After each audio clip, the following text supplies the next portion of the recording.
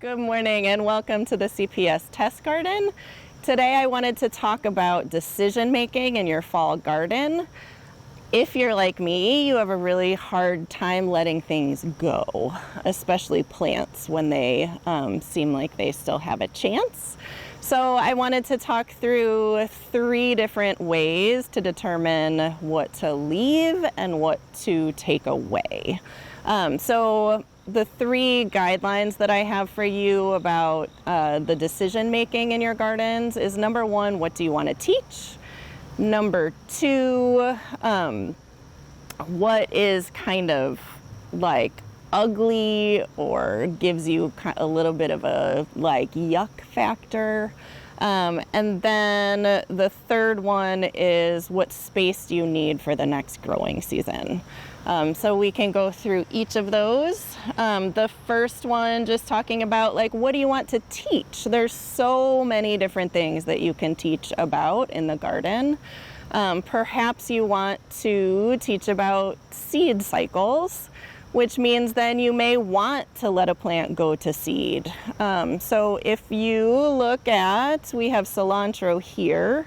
This eventually will go to seed. We have mustard seeds over here, which like this is going to seed. They're not dried out yet, so they're not fully mature. Like this one is a little bit more. So perhaps you would want to keep those for a little while. Maybe you want to teach about pollinators. If you want to teach about pollinators, then it's a great idea to leave up some of your flowering plants. So we see these flowering beans over here. You see the flowers from the cilantro plant. There's a little bee on there right now. Maybe you want to talk about seasonality, or maybe you want to cook something special with your students, so you leave certain things in the garden. So you first have to decide what is it that you want to teach.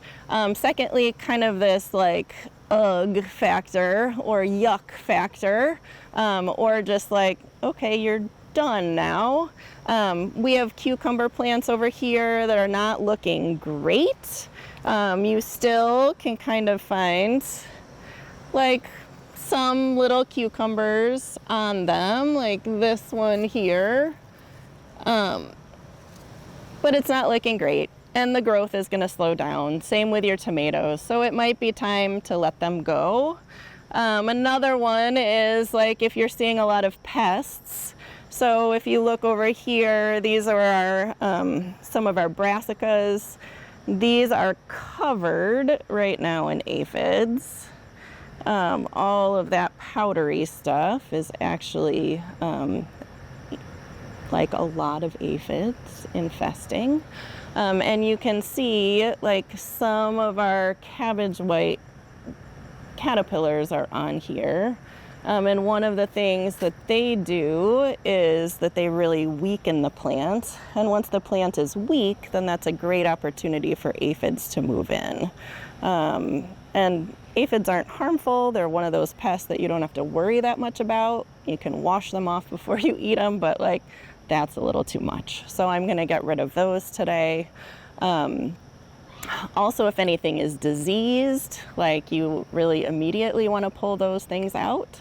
And the third thing to think about is just what space do you need for your fall garden? So if you want to grow a bed of spinach, maybe you even want to overwinter some spinach and carrots in a hoop house or in a small tunnel, you want to get that going now. So, and if you want to do any sort of cover cropping, like soon is really the time. Kind of before mid-October, you definitely want your peas and oats in the ground.